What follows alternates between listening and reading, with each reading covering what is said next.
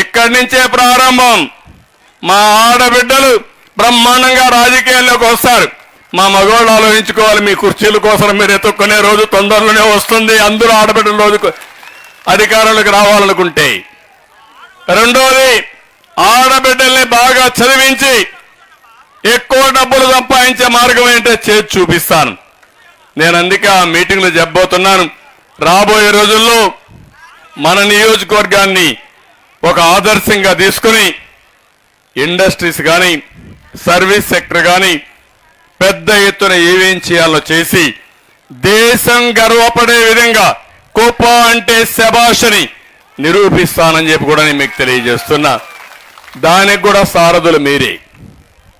ఆ పగ్గాలు కూడా మీ చేతికి ఇస్తా. ప్రతి ఒక్క కుటుంబంలో మీరు ముందుకు రండి. ఆర్థికంగా మీకు ఇస్తా ఉంటాం. వచ్చిన డబ్బులు బాగా సంపాదిస్తే మళ్ళా మీకు ఇస్తే ఆ డబ్బుల్ని మల్టిప్లై చేసి మీరు సంపాదిస్తే ఒకసారి రుచి మరిగితే డబ్బులు సంపాదించడం చాలా సులభం కూడా. మీరు ఒక్క విషయం గుర్తుపెట్టుకోండి. ఆ రోజు డాక్రా సంఘాలు పెట్టాను, మిమ్మల్ని ప్రోత్సహించాను. ప్రతి ఒక్క సంఘం దగ్గర డబ్బులు ఉన్నాయి. అదే మరికి మీకు ఆవులు పట్టించాను, మీరే సంపాదించుకునే పరిస్థితికి వచ్చారు. అదే మరికి ఐటీ ఉద్యోగాలు కావాలని పిల్లల్ని బాగా చదివించి ఐటీ పరిశ్రమలు తీసుకొచ్చాను రాష్ట్రానికి. ఇక్కడ చదువుకున్న వాళ్ళు విదేశాలకు వెళ్ళారు, అక్కడ ఉద్యోగాలు చేశారు. నేను అన్నాను, మీరు ఉద్యోగం చేయడం కాదు, ఉద్యోగాలు ఇచ్చే స్థాయికి రావాలని చెప్పి ఆ రోజు పిలిపిస్తే ఈరోజు ఏ దేశం పైన ఉద్యోగ కల్పనలో మన వాళ్ళు ముందున్నారంటే అది తెలుగుదేశం పార్టీ చూపించిన చొరవ. నేను చెప్పే మాటలన్నీ కూడా అసాధ్యమైన మాటలు కాదు, ఎన్నికల కోసం చెప్పే మాటలు కాదు. నా ప్రజానీకం ఎవరైతే ఉన్నారో 45 ఏళ్లుగా నన్ను ఆరాధించారో, అభిమానించారు, అండగా నిలబడుకున్నారు, మీకు రుణపడున్న 40 ఏళ్లు చేయలేని పనులు 5 సంవత్సరాల్లో చేసి మా ఆడబిడ్డలు రుణం తీర్చుకుంటారని మరొక్కసారి మీ అందరికీ హామీ ఇస్తున్నా. ఒక అన్నగా మిమ్మల్ని అందరినీ కోరుతున్నాం, ఒక తమ్ముడుగా మిమ్మల్ని అందరికీ విజ్ఞప్తి చేస్తున్నా. ఇంటింటికి వెళ్ళండి. ఒక లక్ష్యం పెట్టుకున్నాం, నేను పెట్ల, కుప్పంలో ఉండే మీరే పెట్టుకున్నారు.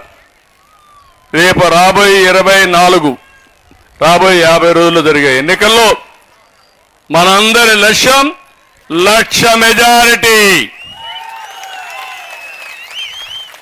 1,00,000 మెజారిటీయే లక్ష్యంగా పెట్టుకొని ముందుకు పోవాలి.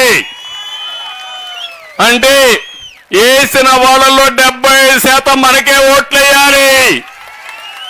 ఇది సాధ్యమవునా కాదా? మీకు సాధిస్తారా లేదా? దాంట్లో 50% ఆడవాళ్లే ఓటు అయిపోతే ఇంకుండే 25% మగవాళ్ళు మీ ఇంట్లో ఉండేవాళ్ళు. మీరు గట్టిగా కానీ చెప్తే ఇక్కడ ప్రెస్ వాళ్ళు కూడా కొంతమంది ఉన్నారు, మెజారిటీ మనతో ఉన్నారు, కానీ కొంతమంది మాత్రం పాపం నేనేం చెప్పనది, వాళ్ళ మేనేజ్మెంట్లు వాళ్ళ పిల్లలు కూడా ఈ రాష్ట్రంలో ఉన్నారు. వాళ్ళకు కూడా గంజాయి అందుబాటులో ఉంది, డ్రగ్స్ అందుబాటులో ఉన్నాయి. కానీ పేపర్లో రాయాలనుకుంటారు, టీవీల్లో చూపించాలనుకుంటారు, అక్కడ మేనేజ్మెంట్ మాత్రం కట్ చేస్తారు. దానికి కారణం లాలూచే రాజకీయాలు. అలాంటి వాళ్ళు కూడా ఉన్నారు. ఎవరైనా ఈ రాష్ట్రం కోసం ఆలోచిస్తే, తెలుగు జాతి కోసం ఆలోచిస్తే, ప్రజల కోసం ఆలోచిస్తే ఒక్కరు కూడా ఓటేయకూడదు. ప్రతి ఒక్కరు కూడా బాగా కర్రు కాల్చి వాత పెట్టే పరిస్థితి రావాలి. అడిగిన వాడికి ఓటు అడిగిన వాడిని. అవునా కాదమ్మా? ఈ రోజు ఇక్కడ ఉన్నారు శ్రీనివాసులు ఎమ్మెల్సీ, 30 రోజులు జైల్లో ఉండొచ్చాడు. బాధ ఇదా? ఎప్పుడన్నా ఇది చేశాడు, అరాచకాలు చేశాడు ఆయన? ఎక్కడన్నా మద్యం అమ్మాడా? లేకపోతే ఎక్కడన్నా భూ కుంభకోణాలు చేశాడా? ఎక్కడన్నా గ్రెనైట్ దొంగిలించకపోయాడా? నేను వస్తే నా మీటింగ్కి వచ్చాడని అక్కడ మీటింగ్లో నా దగ్గరికి వచ్చి ఇచ్చేస్తామంటే మీరు ఎందుకు మా లీడర్ని దాడి చేస్తాను అడిగితే, మీరు అభిమానించే నాయకుడుగా నేను వచ్చి మీ సమస్యలు కనుక్కోవాలని వస్తే నా మీద దాడి చేసి అన్నా క్యాంటీన్ పెట్టనీయకుండా చేసి దాన్ని కూడా ఎక్కడికక్కడ చెడగొట్టి కడాన వెళ్ళి నేను పోతాను ఇక్కడి నుంచి, 30 రోజులు జైల్లో పెడితే మొట్టమొదటిసారిగా నా జీవితంలో వాళ్ళని చూడడానికి జైల్లో పోయా. ఆ తర్వాత నాకేమైందో మీరే చూశారు. అవునా కాదా? మీకు బాధ లేదని అడుగుతున్నా. మీ ఇంట్లో బిడ్డ జరిగితే మీరు బాధపడరని అడుగుతున్నా. తప్పు చేయని తప్పుకు శిక్షేస్తే ఆ రోజు నేను చూశాను 70-80 కంట్రీస్లో నా కోసం అందరూ కూడా సహకరించారు. చాలా వరకు బాధపడ్డారు, ప్రపంచమంతా బాధపడ్డారు. కానీ ఆ బాధ నాకుంది. కానీ నేను బతికేది మీకోసం, ఈ రాష్ట్రం కోసం, ఈ ప్రజల కోసం. మళ్ళా గాడి తప్పిన పరిపాలన ఘాట్లో పెట్టాలి. నేను కూడా పారిపోతే ఈ రాష్ట్రంలో ఎవరు కూడా నిలబడలేరు. అవునా కాదా? ప్రధాన ప్రతిపక్షంగా ఉండే నేను, 40 సంవత్సరాల అనుభవం నేను, 40 సంవత్సరాలుగా ఎన్ని అవరోధాలు వచ్చినా నిలదొక్కుని మళ్ళా మీకు సేవలు అందించాను. నేను కూడా భయపడితే మళ్ళీ మీకు చాలా సమస్యలు వస్తాయనే ఉద్దేశంతోనే నేను ఈరోజు మనసు చంపుకొని దృఢమైన సంకల్పంతో ముందుకు పోతున్నా.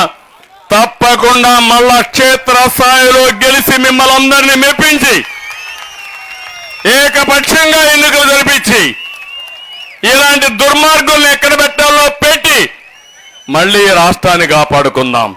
అందుకే నేను పిలిపించా. ప్రజలు గెలవాలి, రాష్ట్రం నిలబడాలి. ఇది ఒకటే నా కోరిక. నాకేదో ముఖ్యమంత్రి పదవి నాకెందుకు, నేను లేనా ముఖ్యమంత్రిగా?